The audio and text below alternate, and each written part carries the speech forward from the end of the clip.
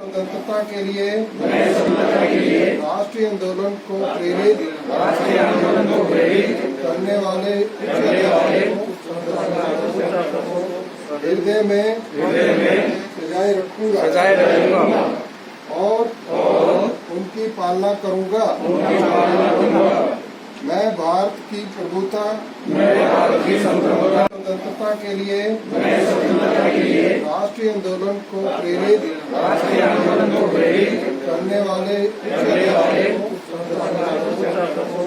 हृदय में सजाए रखूंगा और उनकी पालना करूंगा।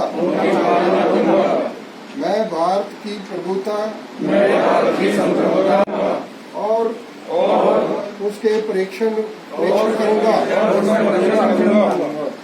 मैं प्राकृतिक पर्यावरण जिनके अंतर्गत वन, झील, नदी और अन्य जीव आते हैं रक्षा करूंगा, संवर्धन करूंगा। Few words about संविधान निर्माता Bharat Ratna Baba Saheb doctor Bhimrao ji Ambedkar. Dr. Bhimrao Ji Ambedkar was popularly known as Baba Saheb Ambedkar. Baba Saheb Ambedkar was born on 14th April 1891 at Madhya Pradesh. बचपन से साये में जीते बड़े हुए, फिर भी मैं साये उनके पीछे नजर न आया क्या करना है। थोड़े समय में खूब पढ़ लिख गए, पढ़ाई पूरी करने विलायत गए। वापस आकर भी किसी देखी हुई रसा। बाबा साहब अम्बेडकर की 130वीं जयंती मना रहे हैं। जैसा कि आप सभी को ये ध्यान है, आप देख पा रहे हैं किस आजादी से हम आज यहाँ बैठ पा रहे हैं, पढ़ पा रहे हैं, लिख पा रहे हैं। तो ये सब बाबा साहब अम्बेडकर ने उस जमाने में सोचा था कि एक नए भारत को, उनके राजनीतिक और सामाजिक जीवन दर्शन को भी गहरे से प्रभावित किया। इसलिए संविधान के मूल अधिकारों में अनुच्छेद 14 से 18 के माध्यम से समानता के अधिकार की व्याख्या है। इसी संबंध में संविधान के अनुच्छेद 19 से 22 के माध्यम से स्वतंत्रता का अधिकार दिया गया है और अनुच्छेद 23 से 24 में शोषण के विरुद्ध अधिकार दिया गया है। अनुच्छेद 19(2) में हमें सबको प्रयास करने की जरूरत है, चाहे फ्रीडम ऑफ स्पीच की बात हो, चाहे समानता की बात हो। क्या वाकई हम सब महसूस करते हैं कि हाँ बिल्कुल समानता है देश में, या बिल्कुल स्पीच की फ्रीडम है हमें? तो सवाल ये है कि वो आप सब जानते हो 14वीं संतान से बहुत सारे कष्टों से निकल के आए। उस सब के बाद अगर उन्होंने इतना कुछ किया देश के लिए, हम लोगों के लिए, भारतवर्ष के लिए, हम तो उनसे फार बेटर कंडीशन में हैं।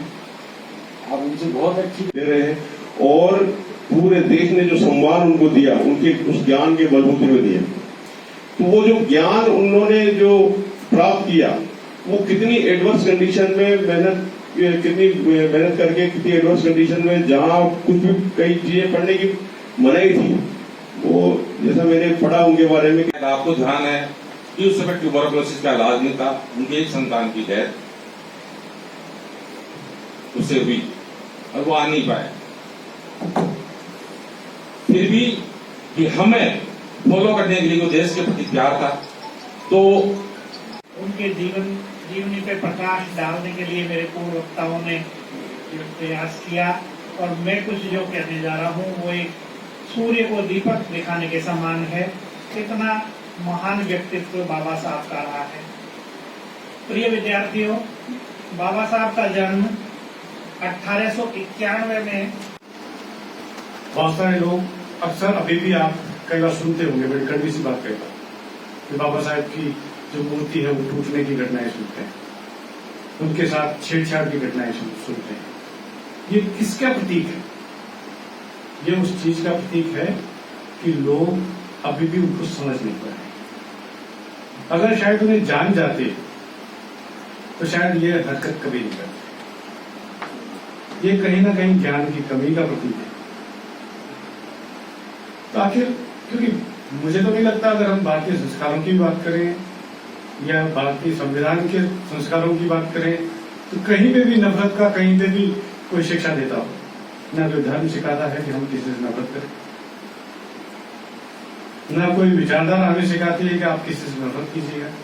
आखिर ये नफरत आई कहां से?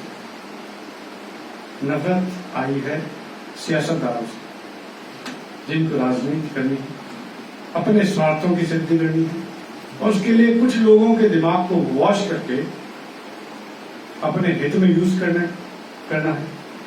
तो ऐसे लोगों को चिंत हम कैसे कर पाएंगे? ऐसे लोग हमारा इस्तेमाल करके निकल जाएंगे और हम उनके हाथ की कठपुतली बन करके पता नहीं वो काम कर जाएंगे जो हमें नहीं करना चाहिए। तो इसके पीछे क्या काम करें जिससे कि बाबा साहेब का जो सपना है वो भी पूरा हो जाए और हमारा जो देश है वो भी एक सुंदर समाज के रूप में स्थापित हो जाए। शुरुआत हमें खुद से करनी पड़ेगी। कहा जाता है चैरिटी बिगिंस एट होम। कल्याण का कार्य हमें पढ़ा गया। 6 से 14 साल की आयु के जितने भी बच्चे होंगे उनकी शिक्षा की व्यवस्था मैं करूंगा। ये पेरेंट की जिम्मेदारी। पेरेंट्स कुछ एक इस जिम्मेदारी को नहीं निभा पा रहे हैं, इसलिए तो कर्तव्य में लिखना पड़ा। आप और हम अधिकारों की बात करते हैं तो सब हमारे ये अधिकार है, हमें नहीं मिलते, लेकिन हम अपने कर्तव्य को भूल जाते हैं। लेकिन थोड़ा सा आप इतिहास की तरफ जाइए। जब भारत आजाद हो रहा था तो उस समय बहुत सारे प्रोफेसर्स, स्टूडेंट्स और मीडिया के सभी साथियों, सभी का आज के इस प्रोग्राम में मैं स्वागत करता हूँ। और आज छुट्टी वाला दिन होते हुए भी हमने इस प्रोग्राम को रखा और आपकी संख्या को देखते हुए बहुत खुशी हो रही है कि आप इतने लोगों ने आज इस प्रोग्राम में पार्टिसिपेट किया।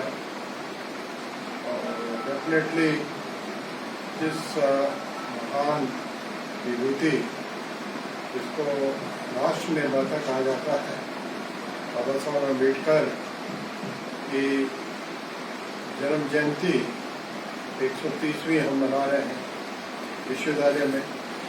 ये हमारे सबके लिए एक गौरव की बात है। रास्ता किसी को नहीं मालूम है।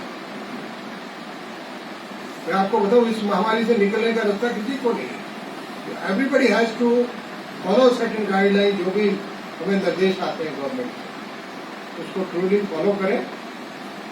और ऑनेस्टली अगर किसी को किसी वजह से संक्रमण हो जाता है, immediately please keep it mind कि दूसरे को वो चीज वहां तक इतना फैले, इमीडिएटली उसको आप लगा दीजिए। हाँ सर, हाँ